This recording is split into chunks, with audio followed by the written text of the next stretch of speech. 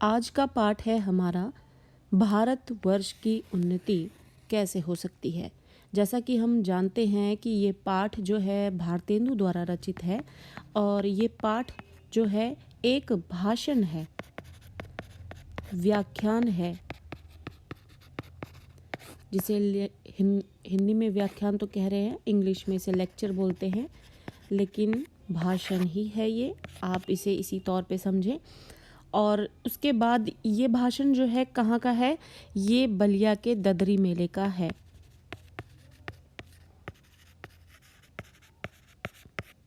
जिसका टॉपिक था कि भारतवर्ष की उन्नति कैसे हो सकती है, यानी जो हमारा देश भारत है वो आगे कैसे बढ़ सकता है, उन्नति कैसे कर सकता है, प्रगति कैसे कर सकता है। भारतेंदु जी का ये भाषण जो है फिर इसको एक लिखित रूप भी दे दिया गया, जिसको आज हम पाठ के तौर पर यहाँ पर पढ़ेंगे और समझने की पूरी कोशिश करेंगे कि भारतेंदु जी अपना किस तरीके का पॉइंट ऑफ व्यू दे रहे हैं, जिससे कि लोग समझ सकें कि भारत की उन्नति इन्हीं तरीक़ों से हो सकती है। भारत के लोगों में, भारत में ऐसी क्या समस्या आ रही है जिसकी वजह से उसकी प्रगति नहीं हो रही है। वो हर एक माहौल, परिस्थितियाँ और हर एक जो आप कह सकते हैं कि किसी भी सिचुएशन को पाकर और सारा माहौल पाकर कोई व्यक्ति अगर आगे बढ़ सकता है, वो हर चीज़ होने के बाद भी भारत में लोग नहीं प्रगति कर पा रहे, भारत इतनी प्रगति नहीं कर पा रहा। तो उसके पीछे की जो बुराइयां हैं वो सब, और उसके साथ ही मेरिट्स, डीमेरिट्स, सारी चीज़ें भारतेंदु जी ने यहाँ पर बताई हैं। पाठ को पढ़ के ये समझ पाएंगे हम। भारतेंदु जी कहते हैं कि आज बड़े ही आनंद का दिन है, बहुत ही खुशी का दिन है। भाषण उनका जो है शुरू हो रहा है यहाँ पर। कहते हैं कि आज बहुत ही आनंद का दिन है, बहुत ही खुशी का दिन है कि इस छोटे से नगर बलिया में हम इतने मनुष्यों को बड़े उत्साह से एक स्थान पर देखते हैं। जाहिर सी बात है, एक भाषण यहाँ पर भारतेंदु जी द्वारा दिया जा रहा है और वहाँ उस क्षेत्र विशेष में काफ़ी लोग इकट्ठे हुए हैं उस भाषण को सुनने के लिए। और ये देखकर जो है भारतेंदु जी बहुत खुश हैं। वो कहते हैं कि इस छोटे से नगर में, बलिया में, जो इतने मनुष्य इकट्ठे हुए हैं और वो भी इतने उत्साह से, और वो भी एक ही स्थान पर, बड़ा ही आनंद का दिन है ये। इस अभागे आलसी देश में जो कुछ हो जाए वही बहुत कुछ है। अब यहाँ पर भारतेंदु जी जो है भारत को अभागा और आलसी देश कह रहे हैं। क्यों कह रहे हैं, इसके रीजंस वो आगे बताएंगे हमें। और वो कहते हैं कि ये देश भारत जो है अभागा है, यानी कि जिसको हम आम जीवन में, आम भाषा में बोलते हैं कि हमारी किस्मत खराब है या अभागे है या बदकिस्मत है। तो ये अभागा है और आलसी देश है। इसमें अगर कुछ भी छोटा मोटा भी हो जाए तो एक बहुत बड़ी बात है। तो बड़ी बात यहाँ पर यही है कि बलिया में आज इतने लोग इकट्ठे हैं और ये भाषण होने जा रहा है और चर्चा भी किस विषय पे हो रही है कि भारतवर्ष की उन्नति कैसे हो सकती है। तो उनका मानना है कि इस अभागे आलसी देश में जो कुछ छोटा मोटा भी हो जाए वो भी एक बहुत बड़ी बात है। बनारस ऐसे बड़े बड़े नगरों में जब कुछ नहीं होता तो हम क्यों ना कहेंगे कि बलिया में जो कुछ हमने देखा वह बहुत ही प्रशंसा के योग्य है। अब वो कहते हैं कि जब बनारस जैसे बड़े शहरों में, नगरों में कुछ नहीं हो पा रहा, तो बलिया तो उसके आगे बहुत छोटा है। तो अगर उसमें एक इतना बड़ा कुछ हो रहा है तब तो वो बहुत ही प्रशंसा के योग्य है, बहुत ही प्रशंसनीय है। वो मान लीजिए, अगर आपको एक एग्जांपल दे देता है कि एक बच्चा है, उसको सारे की सारी अपॉर्चुनिटीज़ दी जा रही हैं, घर परिवार से भी आपको बैक सपोर्ट मिल रहा है, पैसों की कोई कमी नहीं है, मोरल सपोर्ट भी है, आपको पढ़ने के लिए, आगे इंजीनियर डॉक्टर बनने के लिए पूरा सपोर्ट है, चारों तरफ से कोई परेशानी नहीं है, ये बन रहा है। और दूसरा एक बच्चा है, बिल्कुल भी साधन के अभावों में मेहनत करके वो किसी तरीके से आगे बढ़ रहा है। तो अब अगर इसको सारे की सारी यहाँ पे फैसिलिटीज़ मिलने के बाद भी इंजीनियर डॉक्टर नहीं बन पा रहा और ये सब नहीं, कुछ भी नहीं होने के बाद भी ये बन रहा है, तो ये कितनी बड़ी बात होगी, बहुत ज़्यादा बड़ी बात है। तो मेहनत करना तो एक बहुत मेहनत करना जो है इन सब चीज़ों के पीछे तो है ही, लेकिन अब आपके पास अपॉर्चुनिटीज़ होना, मोरल सपोर्ट होना, पैसों से कुछ संबंधित कोई समस्या ना होना, ये सब होने के बाद भी ज़रूरी नहीं कि आप सब कुछ कर ही लेंगे। तो इस तरीके की चीज़ें जो हैं जब होती हैं, ऐसे ही यहाँ पर भारतेंदु जी बोल रहे हैं कि बनारस जैसे बड़े बड़े नगरों में अगर कुछ नहीं हो पा रहा और बलिया में अगर आज इतनी भीड़ इकट्ठा है, उत्साह के साथ है, तो अगर कुछ ऐसा छोटा मोटा भी कुछ हो जाता है भारत देश में, आलसी देश है जो कि अभागा है, तो वो भी बहुत प्रशंसा के योग्य है। इस उत्साह का जो मूल कारण है, असली कारण जो है, वो कहते हैं कि ये जो उत्साह है, एक्साइटमेंट जो है, इसका असली कारण जो हमने देखा खोजा है, जो प्रकट हो गया है कि इस देश के भाग्य से आजकल यहाँ सारा समाज ही ऐसा एकत्र है। तो ये देश का भाग्य है जिसकी वजह से यहाँ पर आज सारा समाज इकट्ठा है। जहाँ रॉबर्ट साहब बहादुर जैसे कलेक्टर हों, ये उस ज़माने की बात है जब रॉबर्ट साहब का राज हुआ करता था, तो रॉबर्ट साहब बहादुर जैसे कलेक्टर हों, वहाँ क्यों ना ऐसा समाज हो। जिस देश और काल में ईश्वर ने अकबर को उत्पन्न किया, उसी में अबुल फजल, बीरबल, टोडरमल को भी उत्पन्न किया। यहाँ रॉबर्ट साहब अकबर हैं, तो मुंशी चतुर्भुज सहाय, मुंशी बिहारीलाल साहब आदि अबुल फजल और टोडरमल हैं। अकबर ने भारत देश में क्या भूमिका निभाई है और किस तरीके का वो एक शहंशाह रहे हैं, उसी की संज्ञा यहाँ पर वो देते हुए कह रहे हैं कि यहाँ पर रॉबर्ट साहब का जो शासन काल है वो अकबर के जैसा ही बताते हैं। और बाकी कहते हैं कि मुंशी चतुर्भुज सहाय जो हैं और बिहारी लाल साहब जो हैं वो अबुल फजल है और टोडरमल है। तो टोडरमल और अबुल फजल में भी के बारे में भी हमने हिस्ट्री में पढ़ा है, किस तरीके से जो उन्होंने अपने समय में अपनी भूमिकाएं दिखाई हैं, उनको उससे जोड़ा जा रहा है। हमारे हिंदुस्तानी लोग तो रेल की गाड़ी हैं। अब भारतेंदु जी बोल रहे हैं कि जो हम हिंदुस्तानी लोग होते हैं वो क्या होते हैं, रेल की गाड़ी होते हैं। यद्यपि फर्स्ट क्लास, सेकंड क्लास आदि गाड़ी बहुत अच्छी अच्छी और बड़े बड़े महसूल, महंगा किराया, महसूल का मतलब होता है महंगा किराया, कि इस ट्रेन में लगी हैं, पर बिना इंजन से ये सब नहीं चल सकती। वैसे ही हिंदुस्तानी लोगों को कोई चलाने वाला हो तो क्या नहीं कर सकते।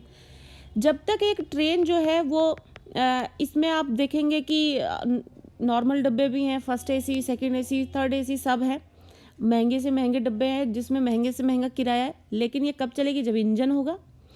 ऐसे ही भारतीयों का हाल है, वो ये सब इंजन है और बड़े से बड़े किराया लेने वाले डब्बे भी हैं इसमें लगे हुए हैं, लेकिन जब तक इंजन नहीं होगा तब तक ये नहीं चल सकते हैं।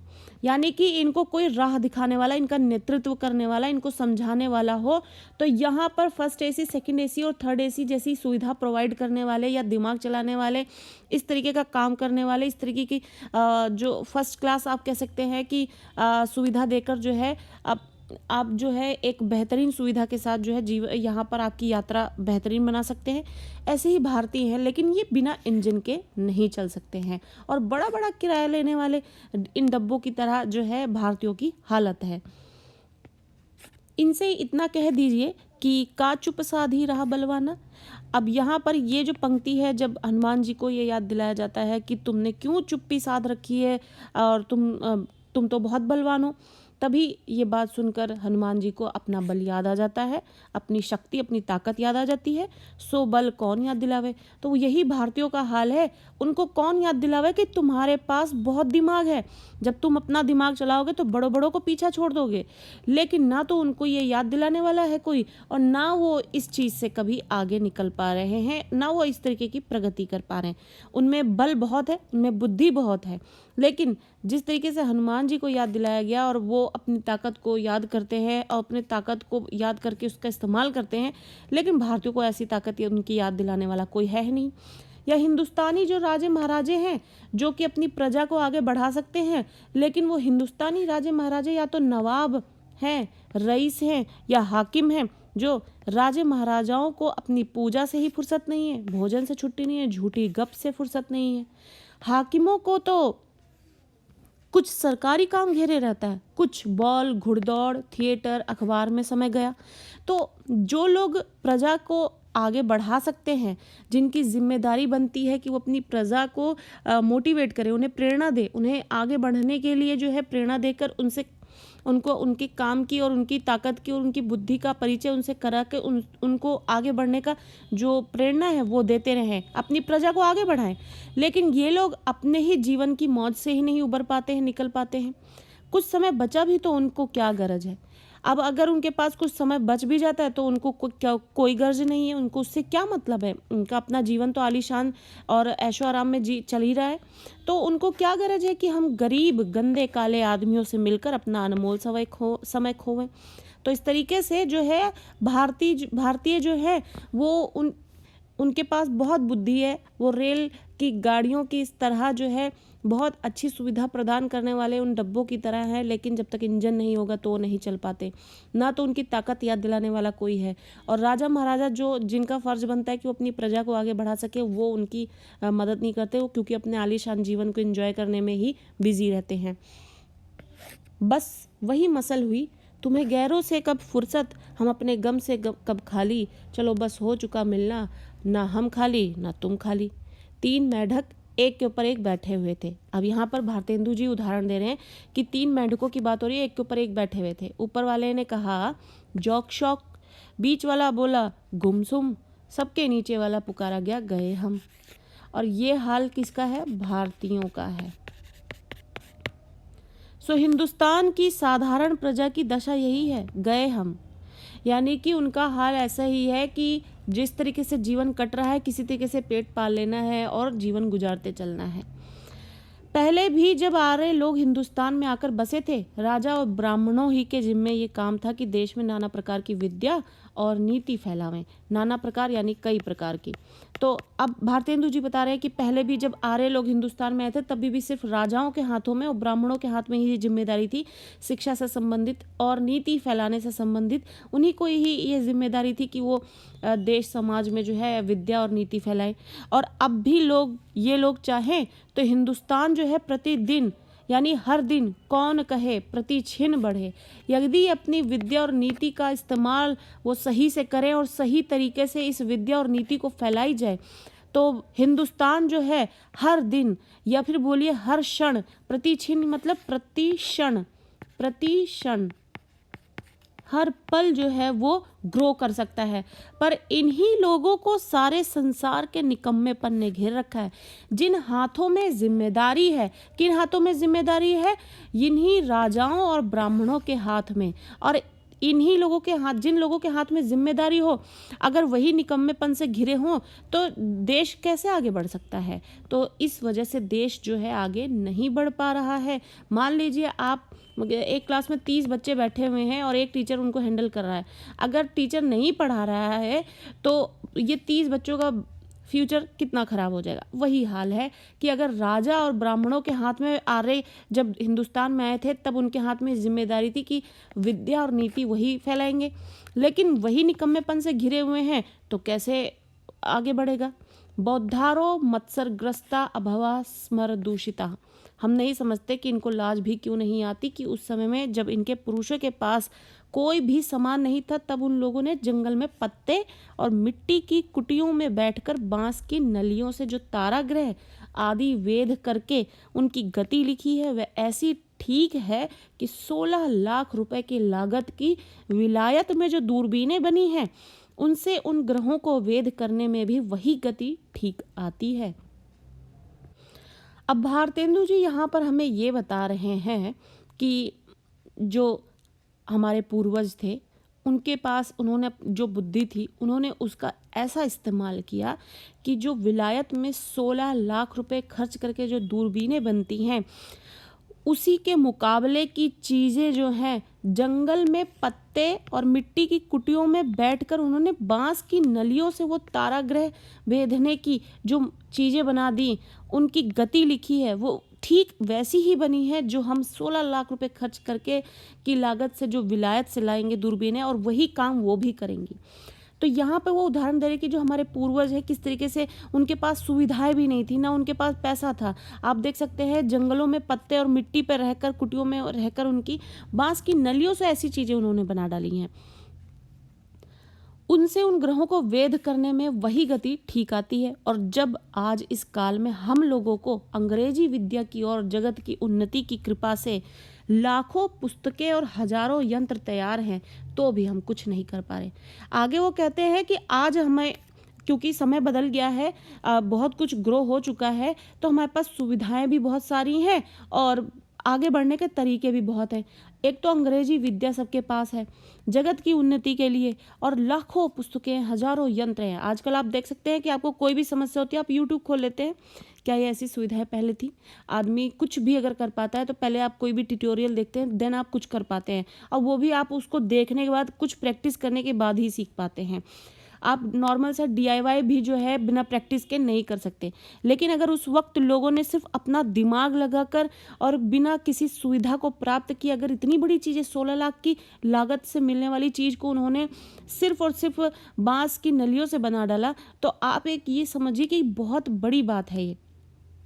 और आज हमारे पास लाखों पुस्तकें, हजारों यंत्र हैं, फिर भी कुछ नहीं किया जा रहा है। तब हम लोग निरी चुंगी की कतवार फेंकने की गाड़ी बन रहे हैं। और इस तरीके से हम और सिर्फ बैठे बैठाए अगर हाथों में कुछ पैसा आ जाए जो बैठे बैठाए बन रहा हो, उसी से अपना जीवन चलाने की सोच रहे हैं। ये समय ऐसा है कि उन्नति की मानो घुड़दौड़ हो रही हो। और ये आज का जो समय है उन्नति की, तो ऐसे दौड़ लगी हुई है कि इसमें जो ही आगे निकल जाए उसकी मौज ही मौज है। अमेरिकन, अंग्रेज, फ्रांसीस आदि, तुर्की, ताजी, सब सरपट दौड़े जा रहे हैं। यानी जितने भी हैं, जिनको पता है कि विकास कर लिया गया तो अब अभी अगर आगे निकल लिया गया तो हम बहुत आगे निकल जाएंगे, सबके जी में यही है कि पाला हम ही पहले छू लें, यानी सबसे पहले और सबसे ज़्यादा विकास हम ही कर लें, हम ही सबसे आगे पहुंच जाएं। उस समय हिंदू काठियावाड़ी खाली खड़े खड़े टाप से मिट्टी खोदते हैं। इनको अब यहाँ पर ये बताया जा रहा है कि जो भारतीय समाज, क्योंकि हमारा जो पाठ ही है, जो भारतेंदु जी का भाषण है, वो इसी बात पे टिका है कि जो भारतवर्ष है उन्नति कैसे कर सकता है। और उसके लिए वो ये बता रहे हैं सबसे पहले कि वो उन्नति क्यों नहीं कर पा रहा है। इसके लिए वो बता रहे हैं कि किस तरीके से हर कोई इस दौड़ में लगा हुआ है कि क्या हम कर डालें जिससे कि हम ही पाला छू ले और हम ही सबसे पहले विकास कर ले, हम ही जो है वो हर जगह जो है आगे दिखें। और वहीं पर हिंदुस्तान में क्या हो रहा है, उस समय में हिंदू काठियावाड़ी जो है खाली खड़े खड़े टाप से मिट्टी खोद रहे हैं। इनको औरों को जाने दीजिए, जापानी टट्टुओं को हाफते हुए दौड़ते देखकर भी लाज नहीं आती। भारतेंदु जी कहते हैं कि जापानी लोग वो भी इस घुड़दौड़ में बराबर हिस्सेदारी ले रहे हैं, वो भी आगे बढ़ना चाहते हैं। और वो कह रहे हैं कि भारतीय लोगों को इनको देखकर भी मोटिवेशन नहीं मिल रही है, इनको देखकर भी लाज नहीं आती कि किस तरीके से जापानी लोग भी जो है अपने आप को इस कंपटीशन में पूरी तरीके से हिस्सा ले रहे हैं और वो भी पूरी चाहत रख रहे हैं कि पाला वही पहले छू ले। लेकिन भारतीयों को बिल्कुल भी लाज नहीं आ रही है। ये समय ऐसा है कि जो पीछे रह जाएगा फिर कोटि उपाय भी नहीं आगे बढ़ा सकेगा। और ये समय ऐसा है कि इसमें जिसने हाथ साफ कर लिया वो विकास कर ले जाएगा, वही पाला छू ले जाएगा। लेकिन अभी भी जिसने मेहनत नहीं की, कोशिश नहीं की, तो वो इतने गुना पीछे चला जाएगा कि वो 1000 कोशिश करके भी, उपाय करके भी अपने जीवन में आगे नहीं बढ़ सकेगा।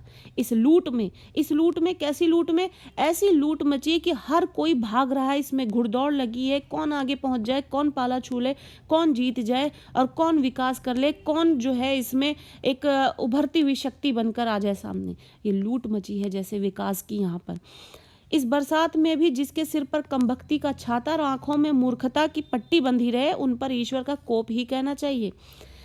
भारतेंदु जी कहते हैं कि इस समय में भी जो अंधी लूट मची हुई है, लोग भाग रहे हैं और पूरा कंपटीशन दे रहे हैं एक दूसरे को कि हम ही आगे बढ़ जाएं।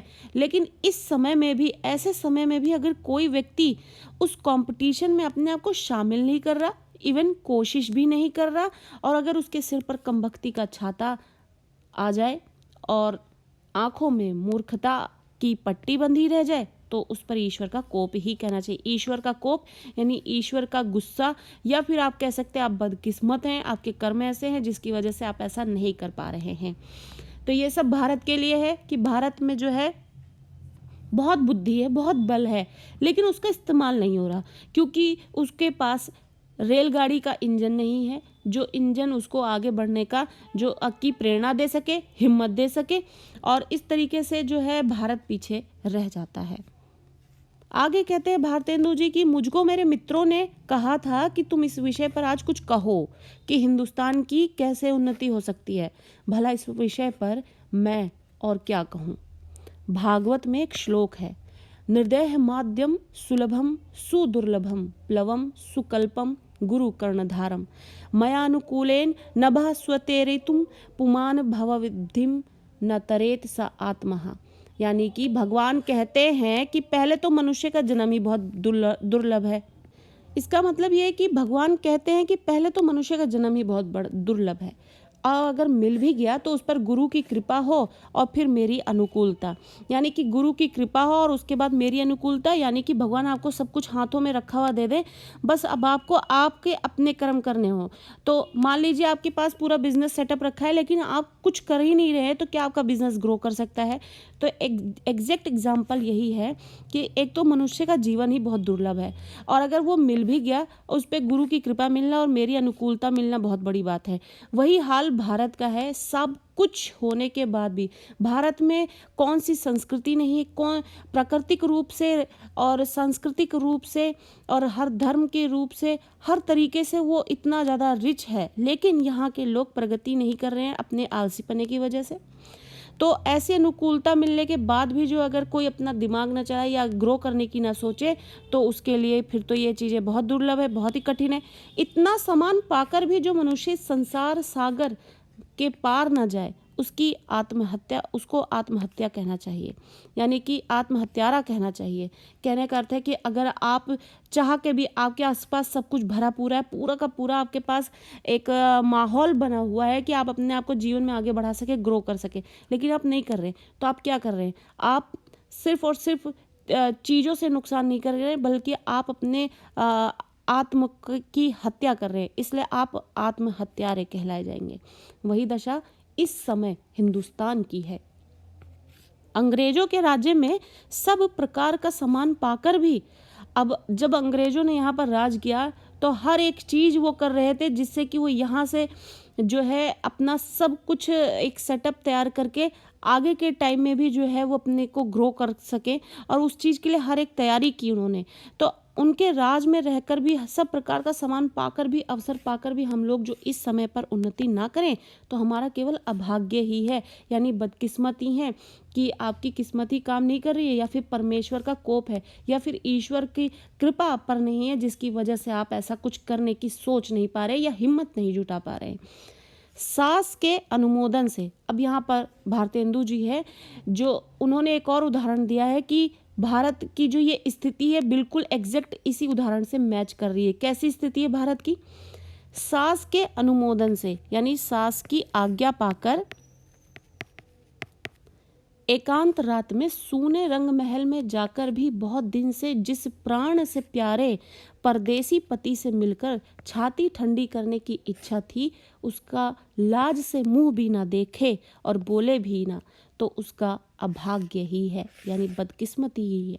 इसका उदाहरण भारतेंदु जी इस प्रकार से देते हैं। एक ऐसी स्त्री जो अपने पति से विरह में थी, उसका पति परदेसी है, उसके आने पर सास से आज्ञा लेकर भी अगर सूने रंग महल में जाकर भी अपने पति से वार्तालाप नहीं कर सकती, जिसको अगले ही दिन वापस जाना है, और वो भी किस वजह से? लाज से सिर्फ मुंह ना खोले अपना, या फिर बात ना करे और बोले भी ना, तो ये सिर्फ और सिर्फ उसकी बदकिस्मती है, या फिर आप कह सकते हैं कि बुद्धि का कोई असर है।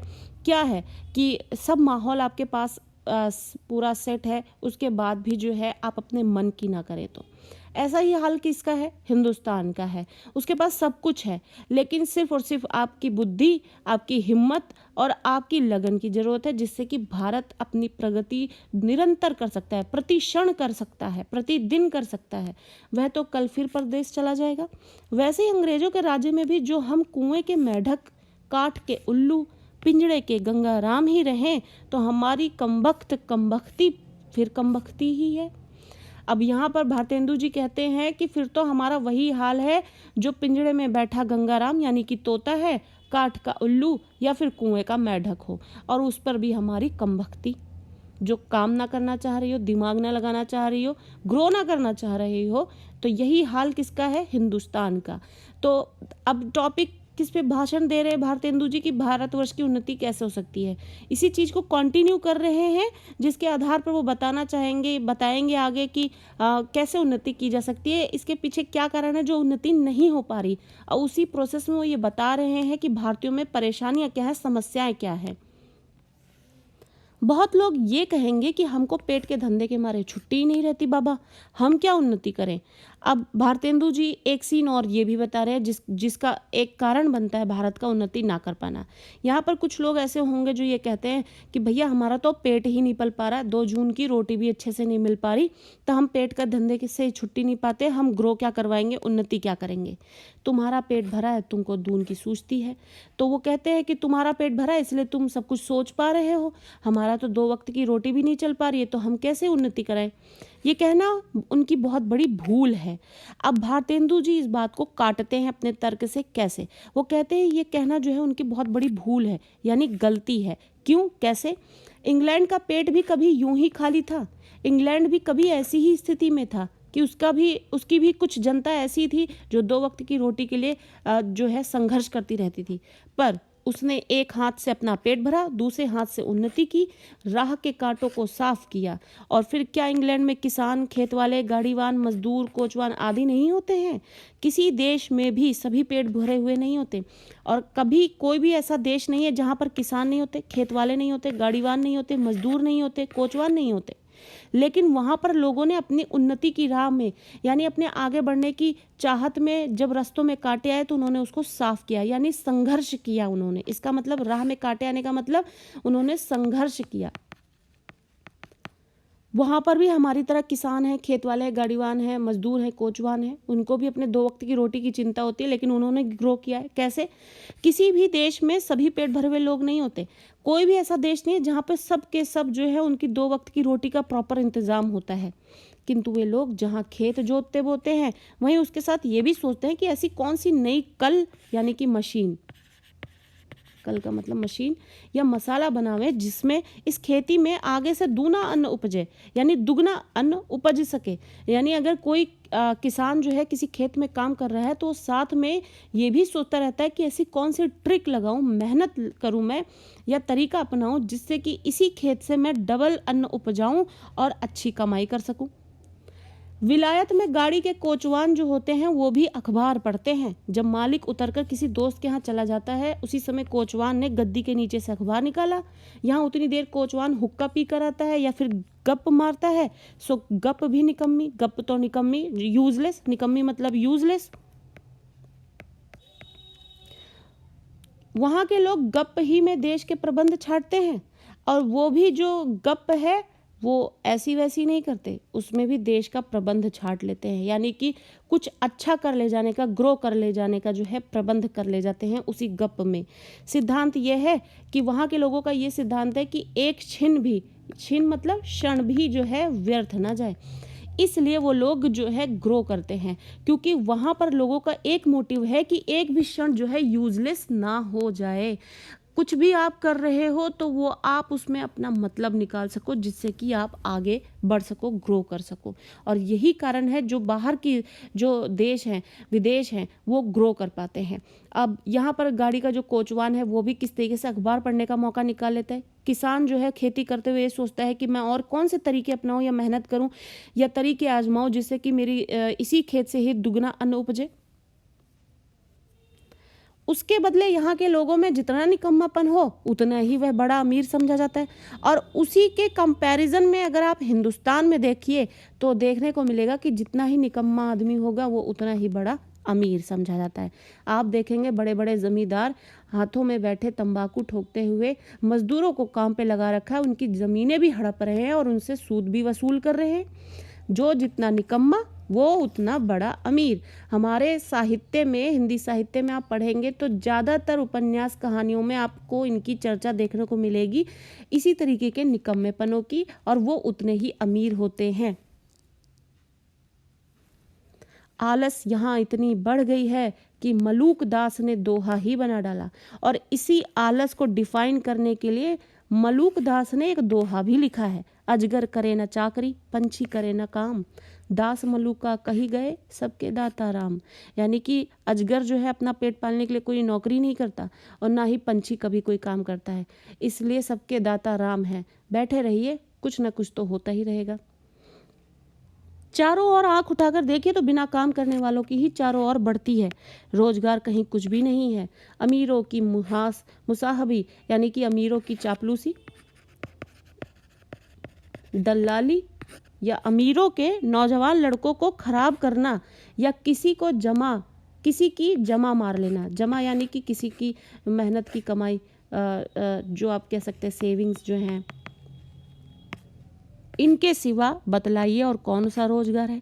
यानी भारत में आपको कौन कौन से रोजगार देखने को मिलेंगे? अमीरों की मुसाहबी यानी चापलूसी, दलाली, या अमीरों के नौजवान लड़कों को खराब करना या किसी की जमा मार लेना।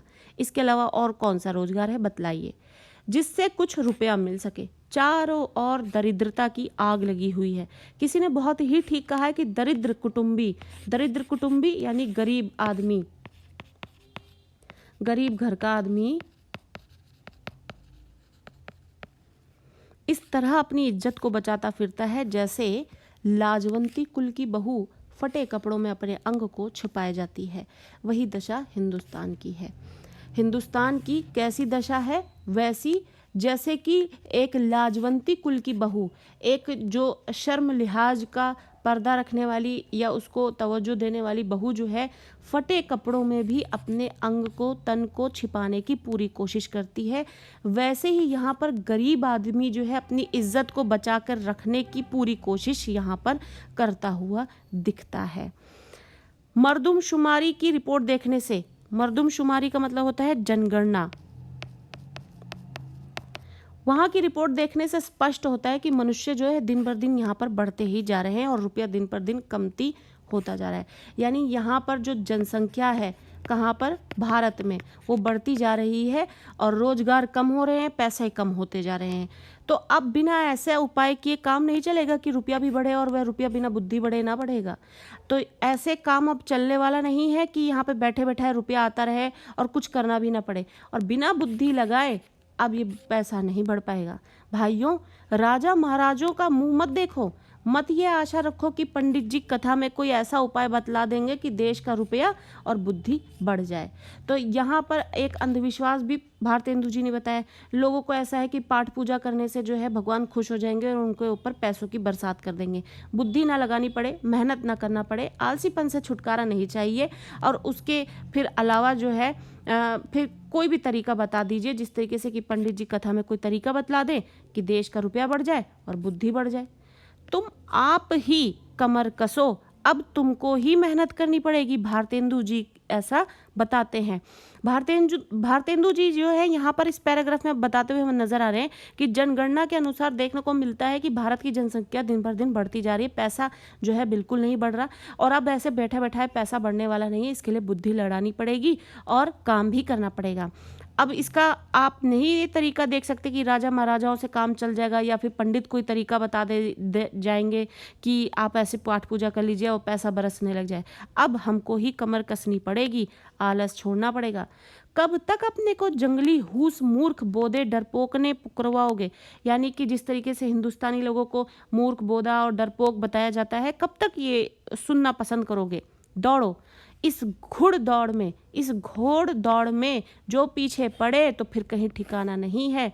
अगर इस घुड़दौड़ में जो है तुम पीछे रह गए तो फिर तुम्हारा अब कहीं कोई ठिकाना नहीं रह जाएगा। अगर अभी भी तुमने अपनी कमर नहीं कसी और आलस नहीं छोड़ा तो फिर कब राम जनकपुर आई हैं, यानी फिर कब राम जो है जनकपुर वापस आएंगे।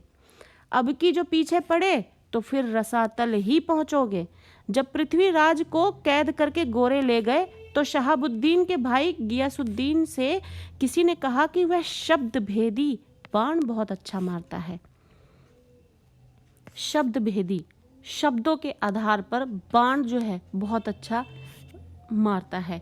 एक दिन सभा नियत हुई, सभा की बात हुई कि इस दिन सभा होगी और 7 लोहे के तावे बाण से फोड़ने को रखे गए। पृथ्वीराज को लोगों ने पहले ही से अंधा कर दिया था।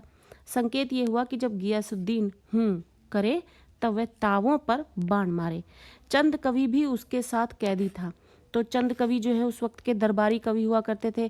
माहौल ऐसा हुआ करता था कि किसी राज कवि कहलाते थे, जिनके किसी राजा के अंडर में कोई कवि जो है उन्हीं के ही बखान गाता था, उन्हीं के लिए ही कविताएं करता था, तो वो राज कवि होता था। तो चंद कवि भी जो है उन्हीं के साथ ही कैदी थे।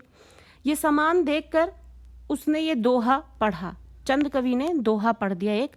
अब की चढ़ी कमान को जाने फिर कब चढ़े, जिनी चुक्के चौहान इक्के मारे इक्के सर।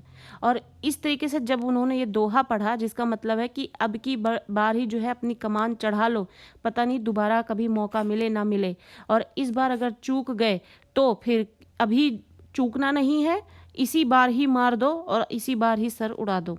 उसका संकेत समझकर जब गियासुद्दीन ने हूँ किया तो पृथ्वीराज ने उसी को बाण मार दिया। वही बात अब है।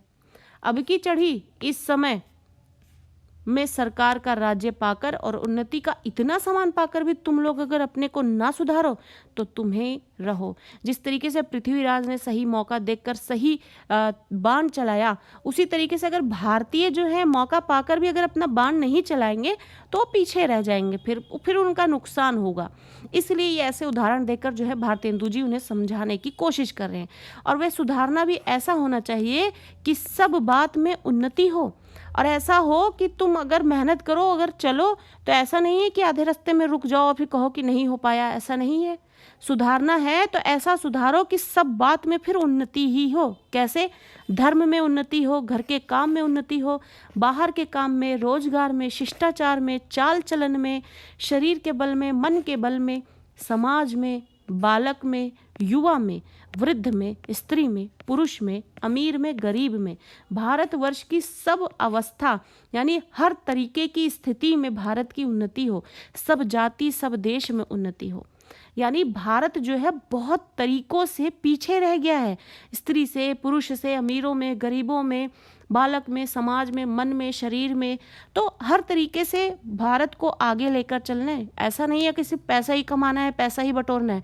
भारत की उन्नति का मतलब है, आप देखेंगे कि यहाँ पर किस तरीके से जातिगत भेदभाव होते हैं, श्रम का भेद होता है, स्त्री पुरुष में भेद होता है।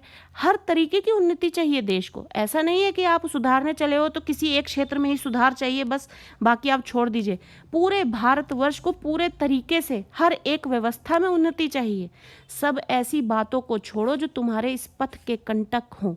कंटक यानी कांटे हो, यानी ऐसी वो सारी बातें छोड़ दीजिए जिससे जो तुम्हारे रास्ते के कांटे बन रहे हो। चाहे लोग तुम्हें निकम्मा ही कहें या नंगा कहें, क्रिस्तान कहें या भ्रष्ट कहें, तुम केवल अपने देश की दीन दशा को देखो और उसकी बात मत सुनो।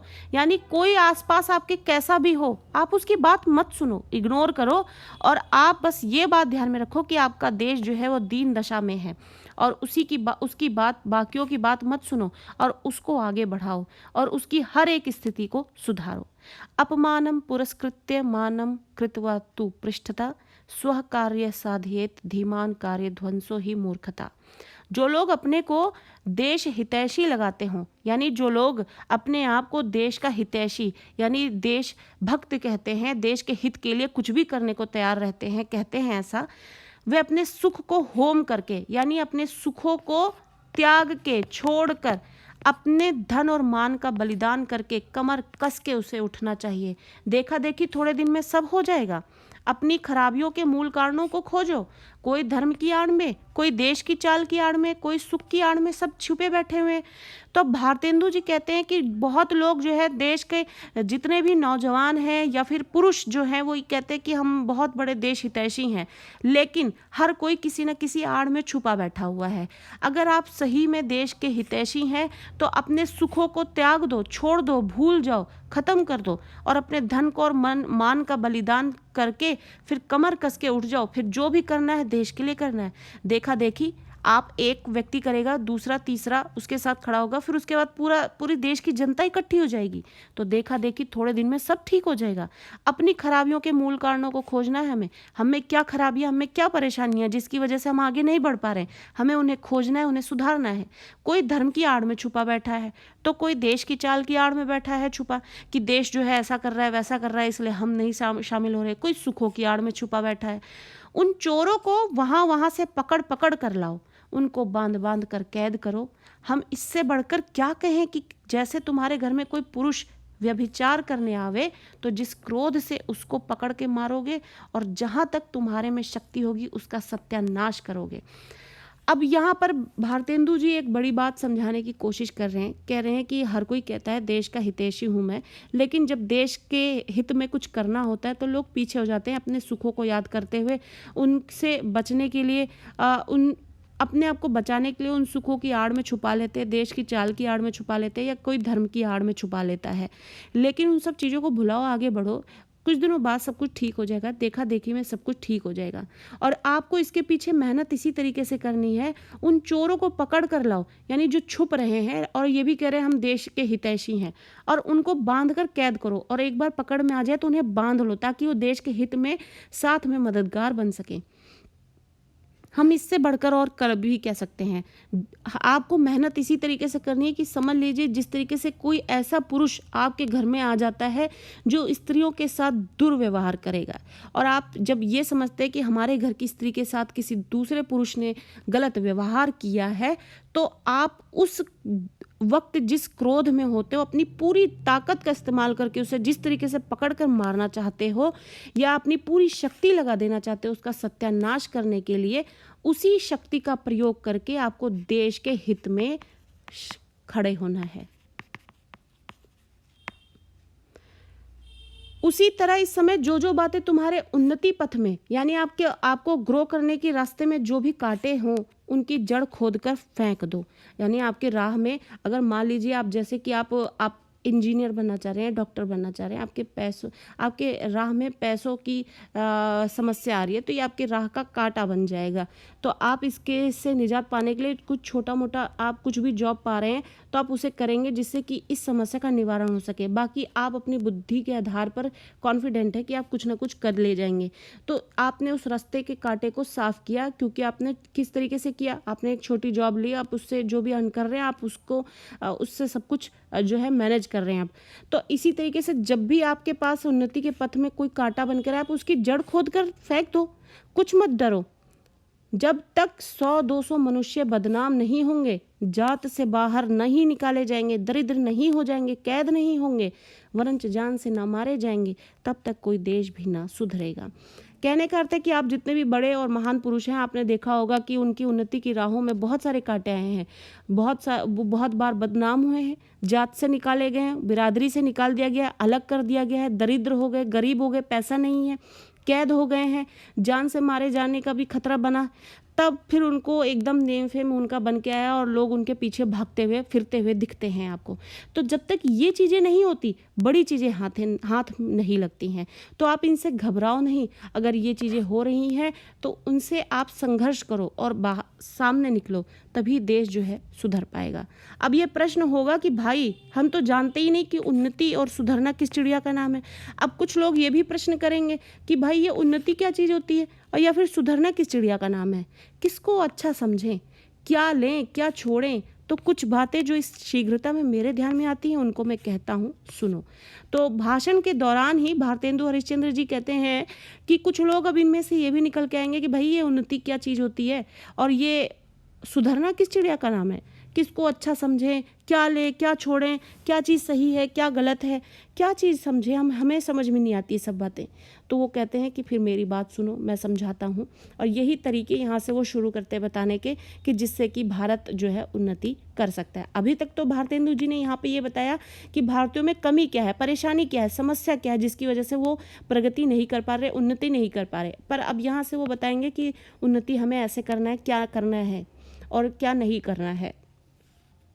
सब उन्नतियों का मूल धर्म है, यानी कि प्रगति करने का, उन्नति करने का एक मूल धर्म है, एक नियम है, बेसिक नियम है। वो क्या है? इससे सबसे पहले धर्म की ही उन्नति करनी उचित है। देखो, अंग्रेजों की धर्मनीति और राजनीति परस्पर मिली है। जो उनकी धर्मनीति है और राजनीति है वो दोनों ही मिली हुई है।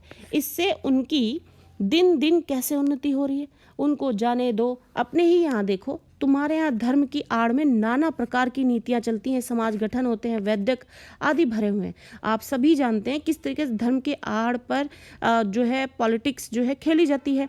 इसी चीज़ का उदाहरण यहाँ पर भारतेंदु जी दे रहे हैं कि धर्म की आड़ में जो है किस तरीके से पॉलिटिक्स खेली जाती है। देश जो है वो तरह तरह के क्रियाकलाप करता है, तो या तो उसकी प्रगति होती है या फिर और भी मसले होते हैं, लेकिन जो है इसको बेसिक एक ये आधार बनता है।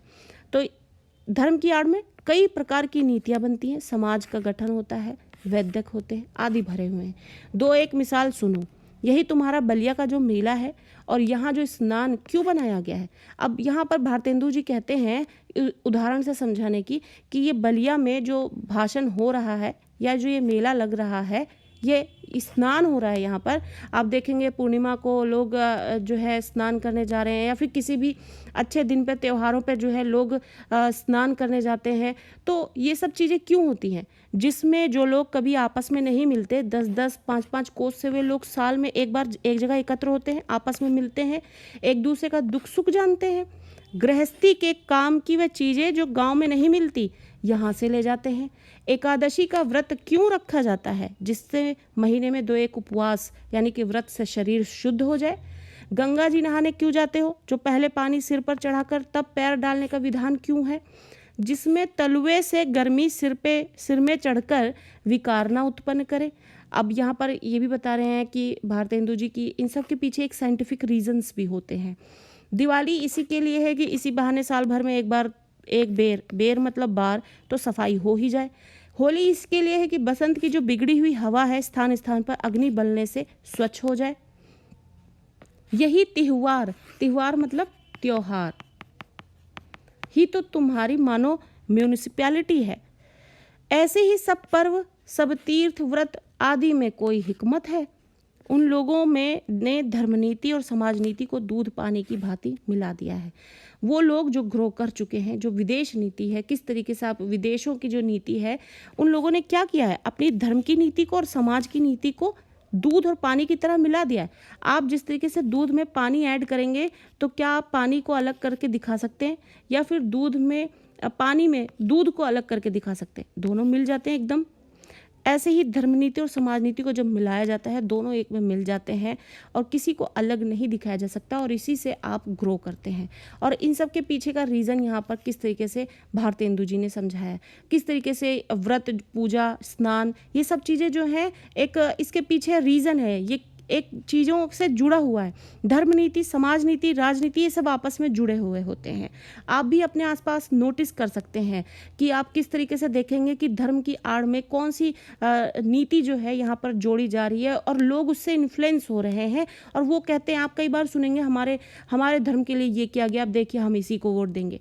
तो ये क्या है, धर्म नीति, समाज नीति, राजनीति को आपस में जोड़ा जा रहा है, जो दूध पानी की तरह मिल जाता है। खराबी जो बीच में है भाई है वो ये कि लोगों ने ये धर्म क्यों मानने लिखे थे, इसका लोगों ने मतलब ही नहीं समझा और इन बातों को वास्तविक धर्म मान लिया। और ये चीज़ें सिर्फ इसलिए चलाई गई कि ये एक समाज धर्म है, लोगों को ये करना होता है, और लोगों ने इसको अपनी रूढ़िवादिता में इसको कन्वर्ट कर लिया, वास्तविक धर्म मान लिया कि यही सारा धर्म है। बस भाइयों, वास्तविक धर्म तो केवल परमेश्वर के चरण कमल का भजन है।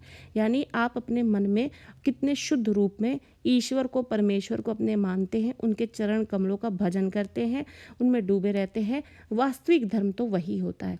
ये सब तो जो है वो एक समाज धर्म है, जो देश काल के अनुसार शोध, जिसके पीछे खोज की गई है, और उसको बदले भी जा सकते हैं। और आप देखेंगे कि जगह के अनुसार इन नियमों को बदल दिया जाता है, हर जगह ये एक से ही नियम नहीं है। दूसरी खराबी ये हुई कि उन्हीं महात्मा बुद्धिमान ऋषियों के वंश के लोगों ने अपने बाप दादों का मतलब ना समझकर बहुत से नए नए धर्म बनाकर शास्त्रों में धर दिए। बस सभी तिथि, व्रत और सभी स्थान तीर्थ हो गए तभी से। सो इन बातों को अब एक और बेर आंख खोलकर, इन्हीं बातों को ध्यान में रखकर एक बार आंखें खोलिए। यानी कि आंख खोलने का मतलब बातों को गहराई से समझना, बातों को गहराई से समझना। देखिए और समझ लीजिए कि फलानी, यानी कि थर्ड जो बात लेवल की बात है कि फलानी बात उन बुद्धिमान ऋषियों ने क्यों बनाई, यानी ये सब जो नियम हैं वो क्यों बनाए गए हैं, ये बात क्यों तैयार की गई है, उनमें देश और काल के जो अनुकूल और उपकारी हों उनको ग्रहण कीजिए, और जो आपके देश और स्थिति के अनुसार जो जरूरी है आप उनको अपनाइए। लेकिन जो किसी न किसी प्लान के तहत, आप कह सकते हैं किसी न किसी नियम के तहत चलते हुए बनाए गए हैं, उनको इतनी तवज्जो ना दें, और जिसकी जो वैल्यू है या फिर जो जिसकी ज़रूरत के अनुसार उसको तैयार किया गया है उसको उसी वैल्यू के अनुसार देखिए, उनको ग्रहण कीजिए। बहुत सी बातें जो हैं वो समाज के विरुद्ध होती हैं, किंतु धर्मशास्त्रों में जिनका विधान है उनको चलाइए। जो लेखक हैं भारतेंदु जी हैं, वो कहते हैं समाज की बहुत सारी बातें जो है गलत हैं, लेकिन वो धर्मशास्त्रों में उनका विधान है, यानी जो हमारे धर्म है उन शास्त्रों में इन चीज़ों को अलग तरीके से बताया गया जो सही तरीके से, उनको चलाइए। जैसे जहाज का सफ़र, विधवा विवाह आदि। लड़की को छोटेपन में ही ब्याह करके, लड़के को छोटेपन में ब्याह करके जब उनका बल, वीर्य, आयुष्य सब मत घटाइए। पहले होता था बाल विवाह और उसके बहुत से नुकसान हुआ करते थे। आप उनके माँ बाप हैं या उनके शत्रु हैं, वीर्य उनके शरीर में पुष्ट होने दीजिए, विद्या कुछ पढ़ लेने दीजिए, नून तेल लकड़ी की फिक्र करने की बुद्धि आ जाने दीजिए। यानी कि जो बाल विवाह है वो बहुत तरीक़ों से नुकसानदेह होता था। अब लेखक ये बताना चाह रहे हैं कि आप उनके माँ बाप हैं या उनके शत्रु हैं, बच्चे को बढ़ने के लिए उसका बल, वीर्य, आयुष्य होना बहुत ज़रूरी है, जिससे कि वो अच्छा ग्रो कर सकेगा मानसिक रूप से भी और शारीरिक रूप से भी। और शादी के लिए उसको हृष्ट पुष्ट होना चाहिए। दूसरा, उसको कुछ पढ़ा लिखा भी होना चाहिए। तीसरा, नून तेल लकड़ी की फिक्र का मतलब ये होता है गृहस्थी का खर्च। गृहस्थी का खर्च उठाने लायक बन जाना चाहिए। उसके पास इतनी बुद्धि तो आ जाए कि वो कुछ कमा सके जिससे कि उसकी गृहस्थी चल सके। ये सब सीख लेने दीजिए। विवाह तब की चीज़ है, तब उनका पैर जो है काठ में डालिए। पैर काठ में डालने का मतलब है जिम्मेदारियों में डालिए, जिम्मेदारियों में बांधिए। कुलीन प्रथा, बहुविवाह आदि को दूर कीजिए। और ये जो प्रथाएं हैं जो कि किस तरीके से नुकसानदेह हमारे देश के लिए, उनको दूर कीजिए। लड़कियों को भी पढ़ाइए, किंतु उस चाल से नहीं जैसे आजकल पढ़ाई जा रही है, जिससे उपकार के बदले बुराई ही हो रही है, यानी कि कुछ अच्छा होने के बजाय गलत ही हो जा रहा है। ऐसी चाल से उनको शिक्षा दीजिए कि वो अपना देश और कुल धर्म सीख सकें। पति की भक्ति करें और लड़कों को सहज में शिक्षा दें। वैष्णव, शाक्त इत्यादि नाना प्रकार के मत के लोग, मत के यानी कि विचार, कई लोग होंगे जो वैष्णव धर्म अपनाते हैं, शाक्त अपनाते हैं, तो हर तरीके के धर्म और मत के विचार के लोग होते हैं। उनका आपस का वैर जो है, यानी जो दुश्मनी है, उसको त्यागिए, छोड़िए। यानी कि देश कैसे ग्रो करेगा? पहले तो मेहनत करनी है, अपनी बुद्धि जो है बढ़ानी है, बाल विवाह खत्म करना है, बच्चे को ग्रो करने दीजिए, शिक्षा लेने दीजिए, बढ़ने दीजिए, गृहस्थी चलाने का खर्च उठाने लायक बनने दीजिए।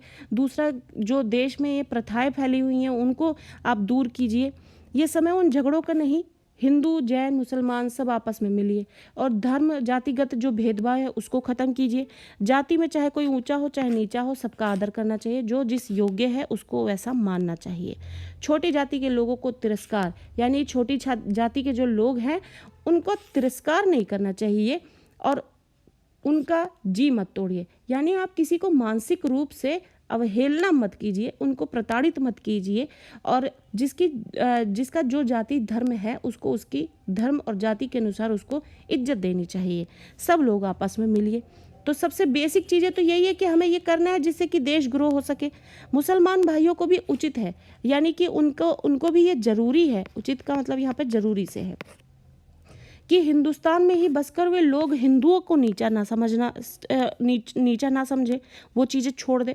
ठीक भाइयों की भांति हिंदुओं से बर्ताव करें, यानी एक अच्छे भाई भाई की तरह हिंदुओं से वो बर्ताव करें, व्यवहार करें। कहने का मतलब है इनडायरेक्ट वे में भाईचारा बढ़ाएं।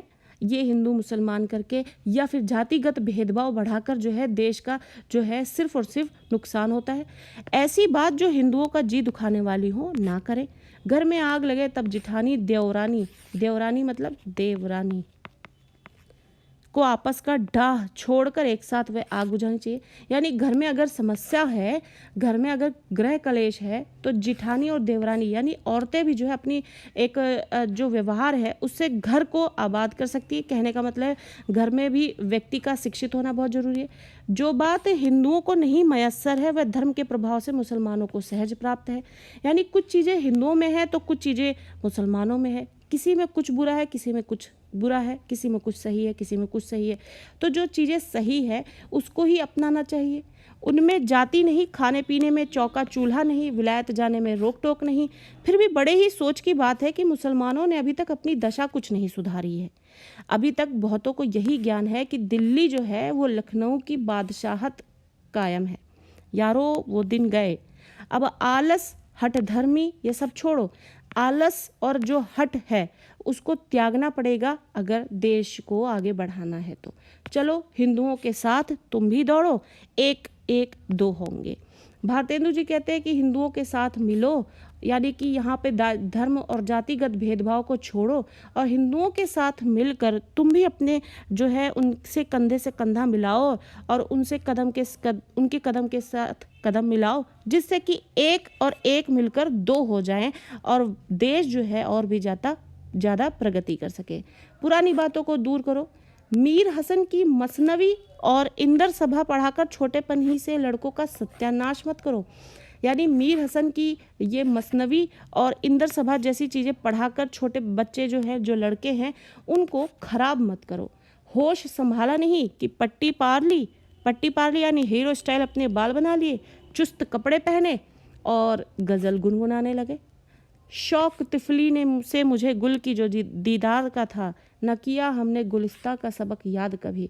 यानी शौक तिफली ये जो रचनाकार हैं इसके, तो शौक तिफली से मुझे गुल की जो दीदार का था, यानी उन्होंने एक गुलाब की चाहत की थी, इसलिए उन्होंने गुलिस्ता नहीं देखा कभी। भला सोचो कि इस हालत में बड़े होने पर वो लड़के क्यों नहीं बिगड़ेंगे, और अगर इसी तरीके के माहौल में वो रहेंगे और इसी तरीके के शेर व शायरी में रहेंगे, चुस्त कपड़े पहनेंगे, पट्टी पारेंगे और गज़ल गुनगुनाएंगे, तो क्या लड़कों को हम सही राह दिखा पाएंगे? अपने लड़कों को ऐसी किताबें छूने भी मत दो, अच्छी से अच्छी उनको तालीम दो। तालीम यानी कि शिक्षा दो। कहने का अर्थ है बच्चों को पढ़ाओ, शिक्षा दो, अच्छा उन्हें शिक्षित करो, जातिगत धर्म भेदभाव जो है इन सबको ख़त्म करो, जिससे कि देश आगे बढ़ पाएगा। पेंशन मतलब पेंशन जैसा कि आपको मालूम है कि किसी भी सरकारी सेवा से निवृत्त होने के बाद पेंशन की सुविधा प्राप्त होती है। तो पेंशन जैसी और वजीफ़ा जैसी और नौकरी का भरोसा जो है छोड़कर लड़कों को रोजगार सिखलाओ। यानी भारत में इतना टैलेंट है कि लोग अपने उस टैलेंट का इस्तेमाल करके बड़े से बड़ा रोजगार चला सकते हैं। उन लड़कों को पेंशन की आशा मत दो, ना तो वजीफे की दो और ना ही नौकरी का भरोसा दो। अपने लड़कों को इतना शिक्षित करो, उनको रोजगार सिखाओ, विलायत भेजो और छोटेपन से मेहनत करने की आदत दिलाओ। 100 महलों के लाड प्यार दुनिया से बेखबर रहने की राह मत दिखाओ। और उन लड़कों को 100 महलों के लाड प्यार, यानी अपने लड़कों को इतने लाड प्यार में मत रखो कि वो मेहनत करना भूल जाए और उससे बेखबर हो जाए। वो उनको ऐसी राह दिखाओ जिस पर वो मेहनत कर सके, अपनी बुद्धि लगा सकें और आगे प्रगति कर सकें। और हमारे देश का जो टैलेंट है, जो कौशल है, वो यहाँ पर उसको देश को आगे बढ़ाने में मददगार बन सके। भाई हिंदुओं, तुम भी मत का अंतर, यानी मतांतर मतलब विचारों का अंतर, विचारों का मतभेद, इसका आग्रह छोड़ दो। आपस में प्रेम को बढ़ाओ, इस महामंत्र का जाप करो। हिंदुओं से भी वो निवेदन करते हैं कि तुम भी जो विचारों का मतभेद है इसको ख़त्म कर दो, प्रेम बढ़ाओ देश में और इस महामंत्र का ही जाप करो। यानी इसी राह पर चलो कि हमें प्रेम बढ़ाकर रखना है, बनाकर रखना है, देश में भाईचारा बना के रखना है। जो हिंदुस्तान में रहे, चाहे किसी भी रंग का हो, किसी भी जाति का क्यों ना हो, वह हिंदू ही समझो उसे। हिंदू की सहायता करो। बंगाली, मराठा, पंजाबी, मद्रासी, वैदिक, जैन, ब्रह्मो, मुसलमान, सब एक का हाथ एक पकड़ो। यानी सब कुछ भुलाकर, ये जातिगत भेदभाव को भुलाकर जो है हर कोई एक दूसरे का हाथ पकड़ो और सबके मददगार बनो और इस तरीके से देश आगे बढ़ पाएगा। कारीगरी जिसमें तुम्हारे यहाँ बढ़े, तुम्हारा रुपया तुम्हारे ही देश में रहे, वह करो। कारीगरी के गुण जो हैं वो भारत में बहुत देखे जाते हैं। 6 क्लास की ही आप देखेंगे कि जो सोशल की और हिस्ट्री की बुक्स हैं, आप देखेंगे कि यहाँ पर जो कौशल स्किल्स जो है बहुत बड़े लेवल पर है। अगर इसका इस्तेमाल देश में अंदर ही होता रहे, मतलब देश में ही होता रहे, तो देश का पैसा देश में ही रह जाए और वो दिन रात जो है प्रति क्षण जो है वो प्रगति कर सके और उन्नति कर सके। कारीगरी जिसमें तुम्हारे यहाँ बढ़े, यानी जो कारीगरी तुम्हारे देश धर्म जाति से संबंधित हो, तो उस चीज़ को तुम आगे बढ़ाओ और फिर तुम्हारा रुपया जिससे कि तुम्हारे ही देश में रह जाए, वह करो। देखो, जैसे 1000 धारा होकर गंगा जो है समुद्र में मिलती है, वैसे ही तुम्हारी लक्ष्मी जो है 1000 तरह से इंग्लैंड, फ्रांसीस, जर्मनी, अमेरिका को जाती है। कहने का अर्थ है, आपने देखा होगा गंगा जो है कई तरह से कई राह पकड़ के एक समुद्र में जाकर मिल जाती है। वैसे ही हमारा भारत की जो ज़रूरतें हैं वो ज़रूरतें बाहर से पूरी होंगी तो उसका सारा पैसा जो है यहाँ से निकल कर कई तरीके से यहाँ पे आकर मिल जाएगा। तो इसलिए इसको ना निकाल कर जो है अपने कारीगरी को, अपने कौशल को अपने तक सीमित रखो, जिससे कि उसका पैसा वहीं तक रह जाए। दिया सलाई माचिस की डिब्बी, ऐसी तुच्छ सी वस्तु भी जो है वहीं से आती है, बाहर से आती है। जरा अपने ही को देख लो। अब एक तो उदाहरण वो देते हैं कि दिया सलाई यानी माचिस की डिब्बिया जैसी भी तुच्छ चीज़, तुच्छ यानी छोटी सी चीज़ जो है जिसको यहाँ पर नहीं बनाया जा रहा है और उसका पैसा बाहर जा रहा है, तो उसकी जैसी छोटी सी चीज़ भी जो है बाहर से आ रही है और उसका पैसा बाहर जा रहा है देश के। जरा अपने को ही देखो। अब दूसरा उदाहरण देते हैं कि अब आप अपने आप को देखो। तुम जिस मार्किन की धोती पहनकर खड़े हो, धोती कुर्ता पहनावा था देश का, भारत देश का, तो उस धोती को देखो, वो अमेरिका की बिनी हुई है। जिस लकी लाट को तुम्हारा अंगा है वह इंग्लैंड का है। फ्रांसीज यानी कि आपके अंडरगारमेंट्स जो हैं उसको कहा जा रहा है। फ्रांसीज की बनी कंघी से तुम सिर झाड़ते हो, झाड़ना मतलब कंघी करना, बालों को संवारना। और जर्मनी की बनी हुई चर्बी की बत्ती तुम्हारे सामने बल रही है यानी कि जल रही है। यह तो वही मसल हुई, ये तो वही बात हुई कि एक बेफिक्रे मंगनी का कपड़ा पहनकर किसी महफिल में गए। पहनकर मतलब पहनकर, यानी ये तो वही उदाहरण पड़ गया कि एक व्यक्ति जिसको मांग कर खाने की आदत है तो उसको कमाने की क्या जरूरत पड़ेगी। कपड़े को पहचान कर एक ने कहा, उसी दौरान एक व्यक्ति ने कपड़े को पहचाना और बोला, अजी ये अंगा तो फलाने का है। दूसरा बोला, अजी टोपी भी फलाने की है। तो उन्होंने हंसकर जवाब दिया कि घर की तो मूछें ही मूछें हैं। फिर तीसरे ने बोला कि भाई हमारा तो सिर्फ हमारी मूछें ही रह गई हैं। हाय अफसोस, तुम ऐसे हो गए कि अपने निज यानी कि स्वयं, निज मतलब स्वयं के काम की वस्तु भी नहीं बना सकते। और इस तरीके से भारतेंदु जी अफसोस जताते हुए कहते हैं कि हाय तुम ऐसे अभागे हो कि इतनी कारीगरी, इतनी कुशलता, इतनी कौशलता इस देश में होने के बाद भी, और सारी चीज़ें यहीं इसी देश में उपलब्ध होने के बाद भी हम अपने काम की आने वाली चीज़ें भी जो है खुद से नहीं बना पाते और उसको बाहर से लाते हैं। भाइयों अब तो नींद से चौंको, अपने देश की सब प्रकार उन्नति करो। और इस तरीके से वो कहते हैं कि भाइयों, उनसे निवेदन करते हुए कहते हैं कि भाई अब तो नींद से उठो और चौंको, जागो और अपने देश की सब प्रकार से उन्नति करो। हर तरीके से तुम उन्नति कर सकते हो। अब यहाँ पर वही बात होगी, यहाँ पर मोटिवेशन उसी तरीके से दी जा रही है जिस तरीके से शुरू में ही भारतेंदु ने कहा कि भारतीय जो है रेल की गाड़ी की तरह है, जिसको इंजन की जरूरत है वो बिना इंजन के नहीं चल सकता है। अब यहाँ पे भारतेंदु जी इंजन का काम कर रहे हैं, उनको मोटिवेशन दे रहे हैं, प्रेरणा दे रहे हैं कि सारी उन्नति जो है देश की हो सकती है जो अगर भारतवासी जाग जाए तो। जिसमें तुम्हारी भलाई हो वैसी ही किताब पढ़ो, वैसे ही खेल खेलो, वैसी ही बातचीत करो। परदेशी वस्तु और परदेशी भाषा का भरोसा मत रखो। वो कहते हैं जो विदेशी भाषा है, विदेशी वस्तु है, उन सब को त्याग दो। अपने देश की चीज़ों को अपनाओ और अपने देश को आगे बढ़ाओ, उसकी उन्नति कराओ। अपने देश में अपनी भाषा में उन्नति करो और इस तरीके से अपने ही देश में रह के अपनी ही भाषा का इस्तेमाल करके और अपनी ही कौशल का और बुद्धि का इस्तेमाल करके आप देश की उन्नति कराओ। और इस तरीके से उन्होंने एक बड़ा भाषण और मोटिवेशनल भाषण दिया है बलिया के ददरी मेले में। और उन्होंने बताया कि भारतीयों में समस्या क्या है, उनमें कुशलता बहुत है, कौशलता बहुत है, लेकिन वो रेलगाड़ी के तरह है जहाँ पर जब तक लेकिन इंजन ना हो उसमें तो वो चल नहीं पाते हैं। और इस तरीके से वो मौके का फ़ायदा नहीं उठा रहे। दुनिया इस घुड़दौड़ में लगी हुई है कि कौन पहले पाला छूले, लेकिन भारतीय अभी तक सोए हुए हैं। उनको इस चीज़ की अभी फिक्र नहीं है कि ये क्या चल रहा है और उनको कितनी कोशिश करनी है। अगर आप पीछे रह गए तो वो पीछे ही रह जाएंगे। और इस तरीके से भारतवर्ष की उन्नति कैसे हो सकती है, भारतेंदु जी ने इसे बड़े अच्छे उदाहरणों के माध्यम से यहाँ पर समझाया है।